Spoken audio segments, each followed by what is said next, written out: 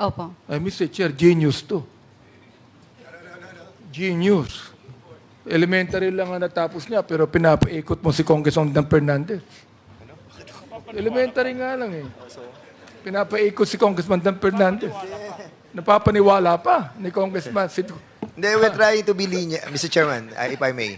We're just trying to be lenient because, yun nga, sinasabi natin, okay naman, nag-waiver na siya eh. Yun nga lang problem, si withdraw eh.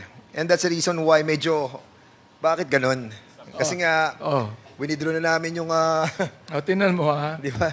Kanina, nabanggit mo kay Congressman Dan Fernandez, hindi nabigyan ng lisensya. Narinig ko yun, ha? You were not given a license. Now, what license are you talking about? Nag-email po si, Mr. Chair, nag-email po si PAGCOR sa email ko dahil ako po yung authorized po. Kaya sa akin po nag-email. Ang sabi po ni PAGCOR po is hindi po sila magbibigay ng lisensya. Or, Sa hindi PAGCOR. siya mag-renew. PAGCOR. Opo, Ang Mr. Chair. PAGCOR, hindi nagbibigay ng lisensya sa mga building.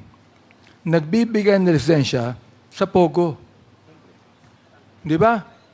Opo, bali po, Kanina binabanggit mo na wala kang kinalaman sa POGO eh. Mr. Chair, may I explain po? Kahit mag-explain ka, tatanggi mo na naman na involved ka sa POGO eh. Di ba? You're going to explain, but you will still insist that you have nothing to do with POGO. Answer me. Magaling ka, genius ka, di ba? Sagutin mo ako. You have nothing to do with POGO, but you applied for a license in PAGCOR, and you were refused a license. What kind of license? PAGCOR is not giving a license for apartments or buildings. They are giving licenses for POGO. What are you applying for? Yes po, Mr. Chair. What are you applying for? Nag-apply po kami for renewal po ng license po. Nang ano? PAGCOR po. Nang ano nga? PAGCOR po. Hindi, nang ano? License to operate po. For what? Anong i-operate? Yung tag po dito, yung... POGO. Come on, tell me. POGO. Operation ng POGO. Tell us here. Because look, we are preventing that Congressman Karap will again make a motion for contempt and consign you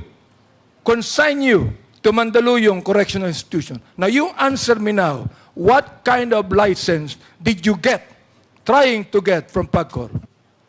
Mr. Chair, license to operate po ng PAGCOR. Ano?